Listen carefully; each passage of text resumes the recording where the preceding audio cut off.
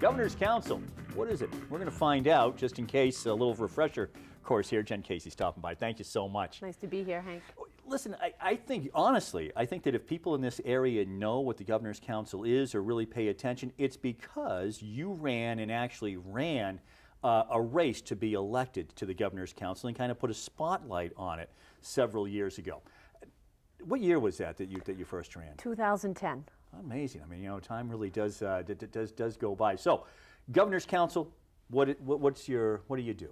Thank you for that question, and unbelievably, some people still don't know what it is, and it is a very important constitutional office.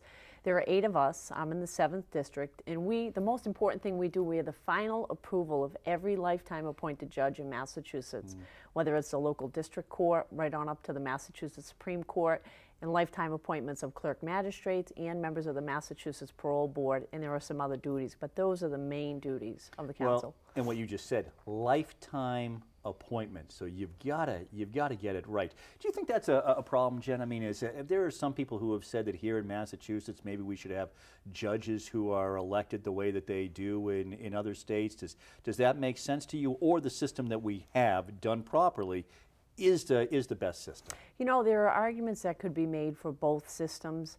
Everybody that I have spoken to throughout the district, because that comes up a lot, Hank, you'd be surprised. Should judges be elected? Should they be appointed? But people are concerned about the election process. Look at what's happening now in the politics that may come into play when you're talking about trying to get the most qualified person on the bench who's going to make huge decisions that can take away somebody's children, their homes, their freedom. So there's a downside to the election process, and then there's concern about accountability if somebody's appointed for life. And as you said, it's very important to get it right. I think Arizona, we hear about Arizona's in the news quite a bit these days. They actually have a hybrid system where judges are appointed and then they face election, if you will, on the ballot to see if they're meeting certain criteria. So there's everything out there from what Massachusetts has, lifetime appointments, and there are some strong aspects to that system. And then you have judges who are elected right over in Connecticut. I drive through Connecticut to get to my law office in Southbridge. I see signs for judges, which is kind of a trip for to see that as a Massachusetts person. And then you have Arizona, where they have a hybrid. What the perfect solution is, I don't know. There probably isn't one, but perhaps some type of review of lifetime appointed judges would be appropriate, because that's just an awesome responsibility, and never have to answer to anybody really at the ballot box of the people once you're appointed, and you have to be impeached to be removed. So, awesome responsibility, as you're saying, very important constitutional office. You get elected, coming up on 6 years, running for re-election, by the way. First time that you sort of had to make this decision, what were you looking for, and do you think that you bring a different perspective than some of the other folks who are on the Governor's Council?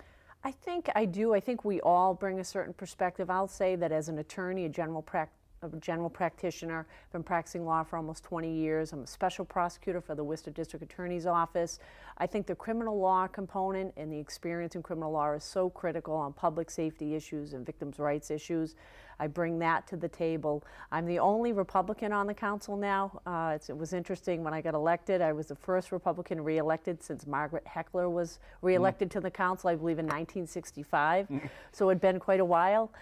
So I really focus on the victims' rights, the public safety. I ask about the Second Amendment. I think it's an important issue. I think the courts in Massachusetts, particularly the Massachusetts Supreme Court, doesn't give the Second Amendment its due, and they just recently got slapped down by the United States Supreme Court. There was a case that came down on that. So I focus on those issues and I review the candidates' materials meticulously. I follow up on references. And you asked me what was one of the first things I did. Yeah. So I was elected in 2010. The very first confirmation hearing that I sat on was for a Massachusetts Supreme Court justice. So it was a 2-day hearing, and when it all came down, I was the swing vote. Wow, talk about being thrown in the fire. Right. So here I was a swing vote, and it was a nominee who had a lot of background in family and probate law. She'd been on the appeals court, and as a Republican, I was getting a lot of heat to, I'll use the expression that we sometimes use, blow her up. Not vote for this particular nominee, just because of politics. And at the end of the day, I thought she was very qualified. I liked her positions on victims' rights and public safety. She had written some good decisions at the appeals court, and I voted for her.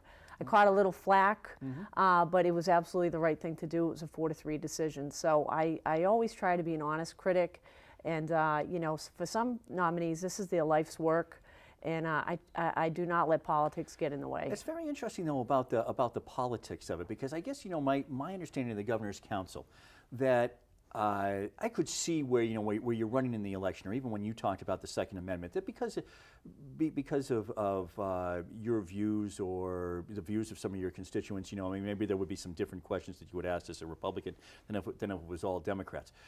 But it seems to me that it's kind of the kind of position that would lend itself to that there wouldn't be a lot of partisanship on the Governor's Council. But it sounds as if, from what you're saying, maybe there is there's some politics in the fact that you're a Republican, and the only Republican is really something that comes into play, or that you're reminded of over the last 6 years. Yeah, it's interesting because sometimes I'll make a joke at a hearing, and it seems that some of my colleagues have they have a litmus test. They have certain questions they ask, very progressive ideas, some of them have, and they ask nominees, and they're questions that, you know, everybody can ask their own questions, and they have their reasons, but then I have to chuckle, and I usually say, hey, as the only Republican sitting here, I'm the only one without a litmus test.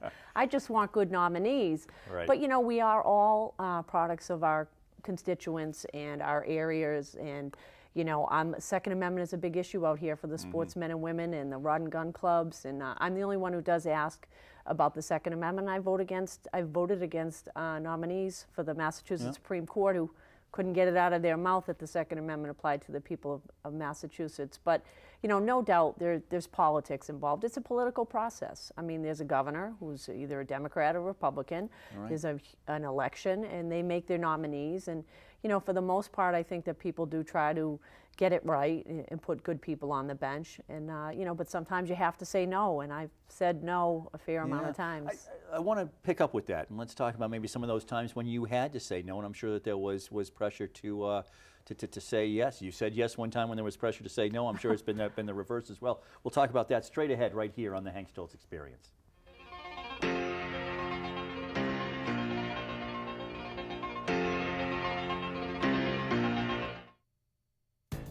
You can't get Worcester weather from a Boston TV station.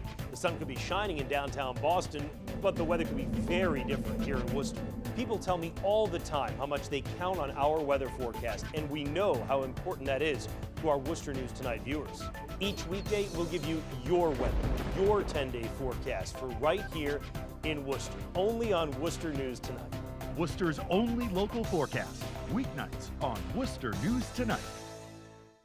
I'm Lisa Condit from the Hanover Theatre. Join me every Thursday during Worcester News Tonight at 10 p.m. for the Hanover Theatre This Week. Discover the magic of Broadway, music, and more at one of the world's top theaters, the Hanover Theatre, right here in Worcester. Local news from Central Massachusetts for Central Massachusetts. Reporters in the field. And an in-depth local forecast. Worcester News Tonight on Charter TV3. On Tuesday, April 5th, the Healthy Hearing Foundation of New England is sponsoring a free symposium at the Worcester Senior Center.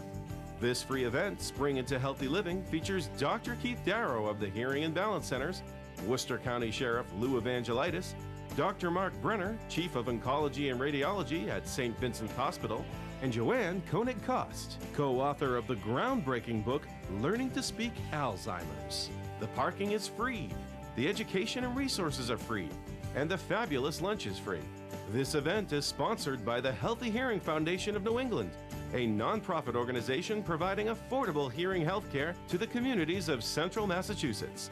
The doors open at 9 a.m. on April 5th, and the event is open to the public, but registration is required and seating is limited. To register, please call 508-753-8155 or visit hearingandbalancene.com.